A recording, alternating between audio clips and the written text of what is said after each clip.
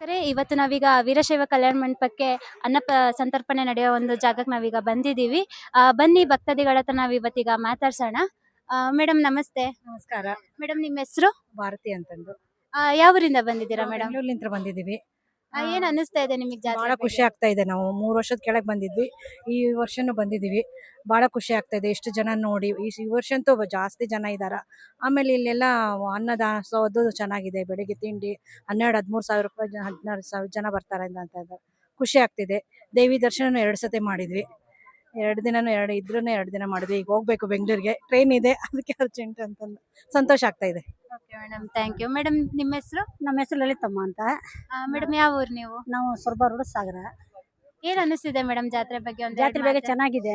ಇಷ್ಟು ವರ್ಷ ನಾವು ಜಾತ್ರೆ ಮಾಡೋದಕ್ಕೂ ನನ್ನ 77ರಲ್ಲಿ ನಾನು ಮದುವೆಯಾಗಿ ಬಂದು ಇಷ್ಟು ವರ್ಷ ಮಾರಮ್ಮನ ಜಾತ್ರೆ ನಡೆಯೋದಕ್ಕೂ ಈ ವರ್ಷ ನಮ್ಮ ಬೇಳೂರು ಗೋಪಾಲಕೃಷ್ಣ ಸಾರು ಪ್ರತಿಯೊಂದು ಸೌಲಭ್ಯ ಮಾಡಿ ಚೆನ್ನಾಗಿ ಮಾಡಿದ್ದಾರೆ. ಜಾತ್ರೆ ತುಂಬ ಚೆನ್ನಾಗಿ ನಡೀತಾ ಇದೆ. 1 ಲಕ್ಷ ಜನರು ಊಟದ್ದು ಸಂತರ್ಪಣೆ ಮಾಡಿದ್ದಾರೆ. ಎಲ್ಲ ಜನರು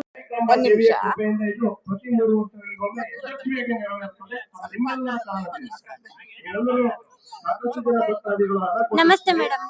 ನಮಸ್ತೆ, ಹೇಳಿ ಮೇಡಮ್, ಪ್ರತಿನಿತ್ಯ ಇದೀಗ ಜಾತ್ರೆ ಆರಂಭ ಆದಾಗ್ಲಿಂದ ಅನ್ನದಾಸೋಹನ ಹಮ್ಮಿಕೊಂಡಿದ್ದೀರಾ. ಸೊ ಪ್ರತಿನಿತ್ಯದಲ್ಲಿ ಎಷ್ಟು ಜನಸಂಖ್ಯೆ ಇಲ್ಲಿ ಬರ್ತಾ ಇದ್ದಾರೆ? 15ರಿಂದ 20 ಸಾವಿರ ಜನ ಬರ್ತಾ ಇದ್ದಾರೆ. ಬೆಳಿಗ್ಗೆ ತಿಂಡಿ, ಮಧ್ಯಾಹ್ನ ಊಟ ಮತ್ತು ರಾತ್ರಿ ಊಟ. ರಾತ್ರಿ 12 ಗಂಟೆ ತನಕ ಊಟ ನಡೆಯುತ್ತೆ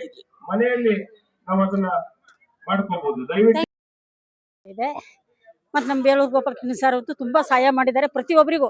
ನಾನು 77ರಲ್ಲಿ ಮದುವೆ 6ರಲ್ಲಿ ಮದುವೆ ಆದರೂ ಕೂಡ ಈ ಥರ ಜಾತ್ರೆ ಯಾವಾಗಲೂ ನಡೆಯಿಲ್ಲ. ಈ ವರ್ಷನೂ ಅಷ್ಟು ಜಾತ್ರೆ ನಡೆಯಲಿಲ್ಲ.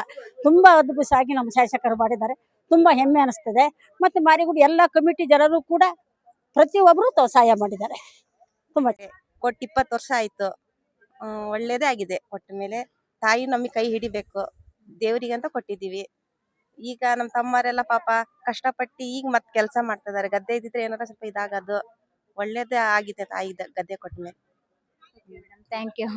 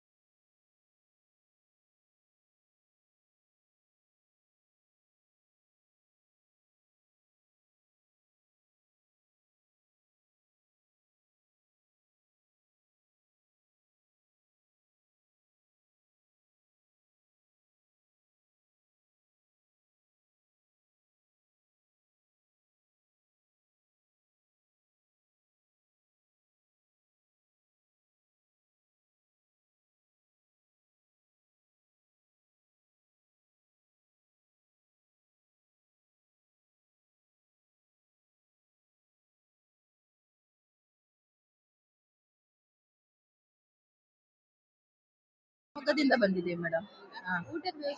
ಊಟ ಬಹಳ ಚೆನ್ನಾಗಿದೆ ಮೇಡಮ್. ಊಟದ ವ್ಯವಸ್ಥೆನೂ ಬಹಳ ಚೆನ್ನಾಗಿದೆ ಮೇಡಮ್.